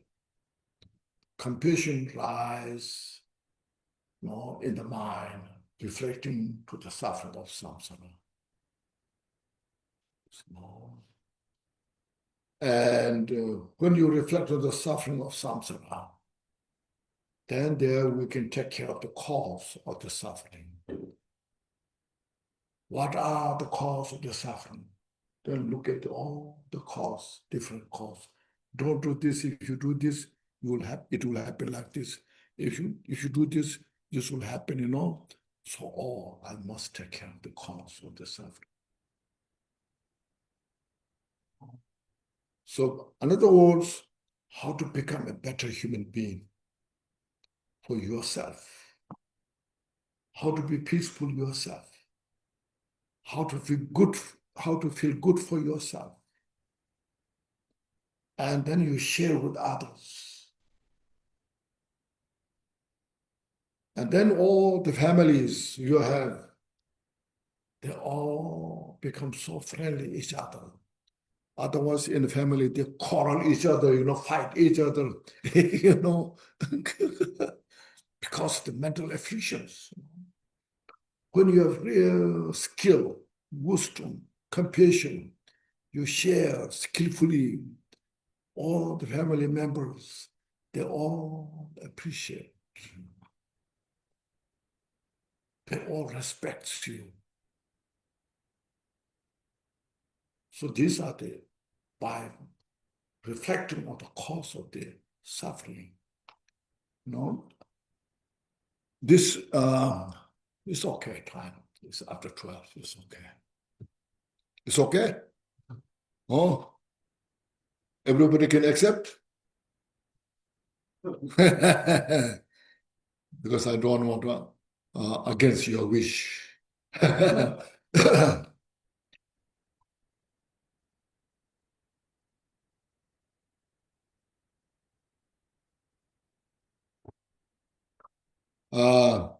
There. I told this story before, and many of you know, because I met you before. There was a mother who died her child. She could not accept her child's death. Could not. So at that time when Buddha was there were so many other gurus, teachers there. They are very famous, some are, So she has some kind of feeling that if there may be some powerful guru, teacher can bring bring the life of my child back, becomes kind of survive or alive, So she has that kind of strong feeling and went round to all different teachers that she heard of. Nobody could help her. Finally, she went to Buddha. So then she cried. Many days I haven't had food, sleep, because my child has died. I cannot accept this. Buddha, please help me to bring back the life of this child. Otherwise, I cannot accept. So Buddha, with such great compassion and understanding, child is dead. It's now what you can do. But the mother needs all the help. Buddha saw how much she's going through, agony, full of pain. She feels she's the only one who's suffering in the world. She feels everybody is so happy, joyful. I'm the only one in the hell realm. No? So Buddha saw that nature. So Buddha was thinking how I can help her. So with such a great skill, Buddha said, you go around to this small village, house to house, try to get a handful of grain, a house from where nobody died. When she heard of that, she was so excited. I'm sure I can find a house that nobody died. And today I have the day to see my child alive. So then she rushed to house to house to house to house. And everybody expresses their suffering, the missing of their family. Some died, their father, mother, grandfather, their brother, sister, child, She couldn't find any house, see. And well, she kind of became hopeless. At the same time, she felt so light. Said, no, I'm not the only one who's suffering. Now I can see they all are suffering. They miss their family. No. So you see, I'm not the only one who's suffering. Kind of there's some individuals, they express so sorrow, agony, pain. And she was hearing those. And from that, she kind of felt developed some compassion. Where she is suffering, no. So then when she came back to Buddha, she said, see, I haven't found any house that nobody died. Buddha said, you see, this reality nature. Even your child is bring back, one day he will die, and you will die. One day I will die. You have to accept this. You should do something better than this. Release your attachment. Buddha said, this is the attachment you have. And the attachment doesn't do any good for the child and doesn't do any good for yourself. It only bears the suffering. You should understand that.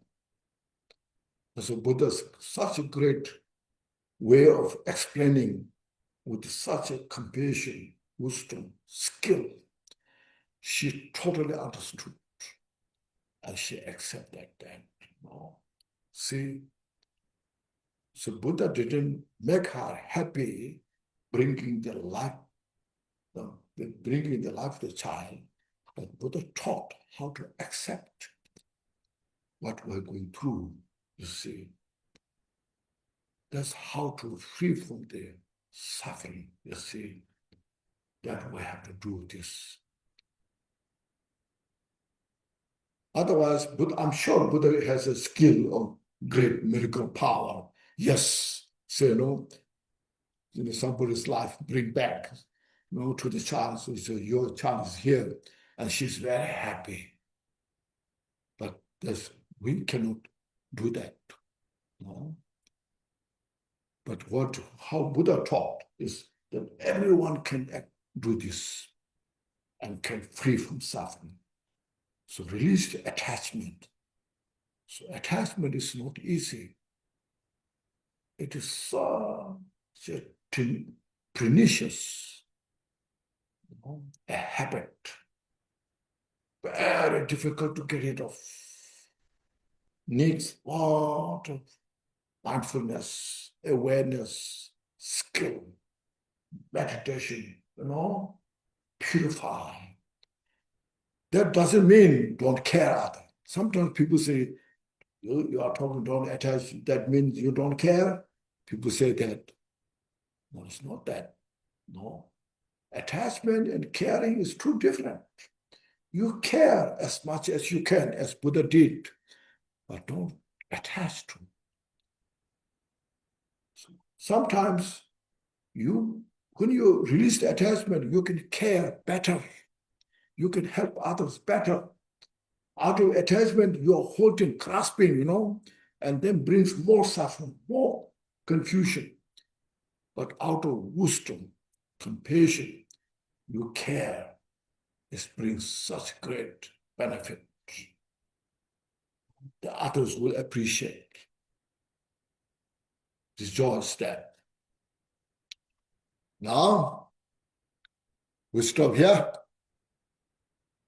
Maybe you're hungry. I'm hungry too.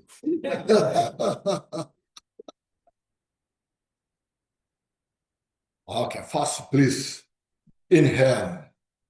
Okay, relax your body. Be here. The past is past. What I talk about something, I'm sure you have heard of this many times in the past, but it's all just to refresh, reminding. Okay. The teaching is just to remind. We need to remind repeatedly every day in our life. So just remind. So this morning, what I said something, if I said something wrong, just get rid of it. Don't attach to it. And if I say something useful, reflect it. Bring into your mind. Just I will practice this. And so please inhale fully and exhale all stress. Once more, please inhale fully.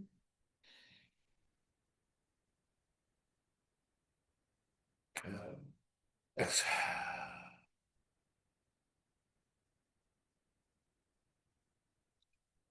Once more, please inhale and exhale.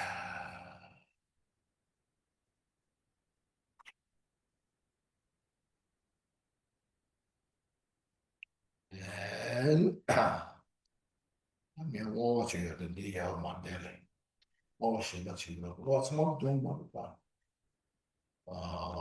Okay, here. Please, if you have this prayer booklet, page 159, you say shop.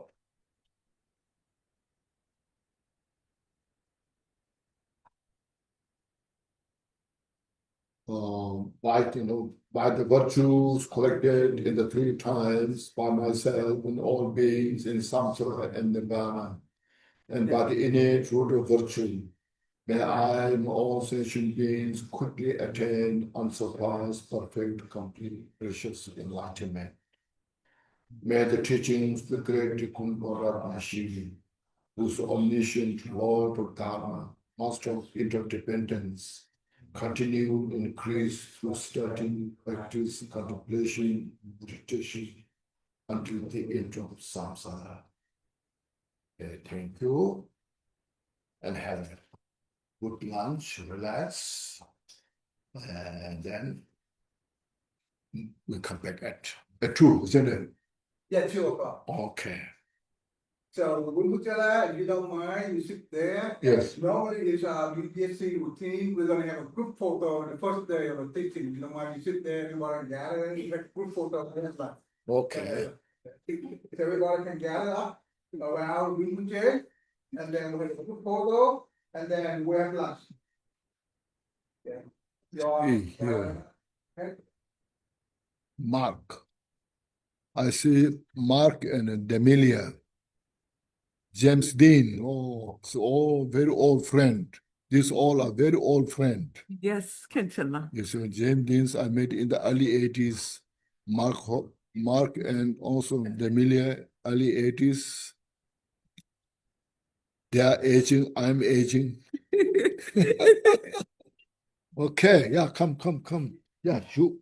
They have to do it, shoot there. Yeah.